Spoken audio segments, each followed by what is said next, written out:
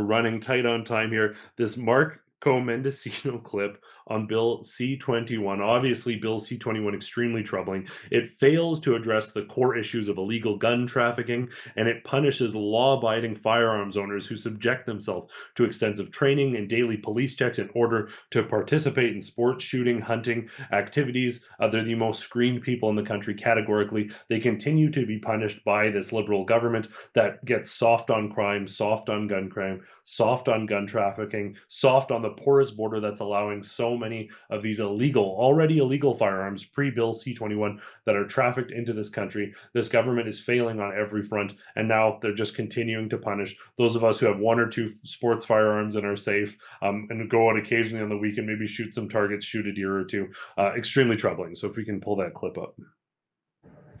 We just passed Bill C-21 through the House of Commons. This is the most significant gun control legislation in a generation.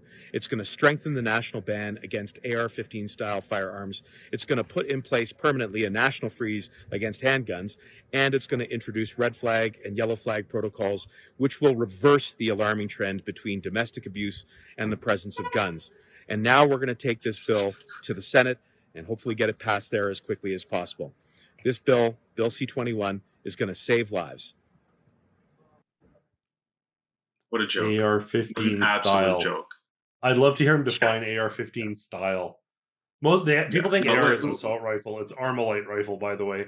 But the lack of just information, the lack of understanding, the fact that as these handgun bans come into effect, we see gun violence and violence generally increase. Not to mention, I saw a tweet from some MP, doesn't matter who, Liberal MP, saying that, oh, this is what democracy looks like. Well, actually, if you study the course of human history, disarming the population is very often the opposite of what democracy looks like. It's what totalitarian regimes that don't like the potential of someone pushing back looks like. And if you were to take one instance on its own, say Bill C-21, well, that might be something. But when you're talking about all the other legislation on the paper, on the table, restricting what content you can see on social media, regulating what content is permitted on the airs, regulating who's allowed to ask questions, and now taking away people's firearms that aren't being used for violent crimes, there's a pattern there that becomes very hard to deny. Well, and on that point, you look at his face and what he's saying during that whole thing, and I understand why somebody would be concerned about what he's implementing. But who actually cares about him implementing it? A bunch of people who are misled about gun violence? I mean, really, yeah. That's what it is at the end of the day. Who cares that you're going to ban legal guns?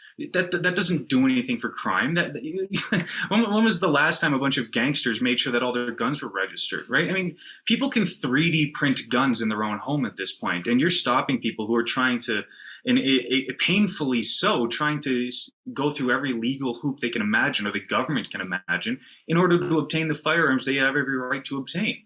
And that's the big problem here, is this actually does nothing to stop crime.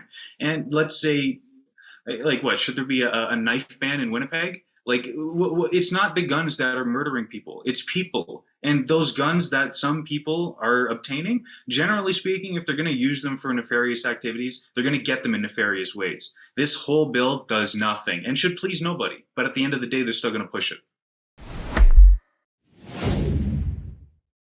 That's a clip from something we call Rebel News Daily. It's our daily live stream hosted by my friend David Menzies, but the show also includes a rotating cast of hosts and special guests, including me. It's a great way for us to talk about the news of the day as the news is happening in an unscripted fashion, and it's an awesome way for you to interact with us as well. We stream every weekday, 1 p.m. Eastern, 11 a.m. Mountain, wherever you find Rebel News. See you there.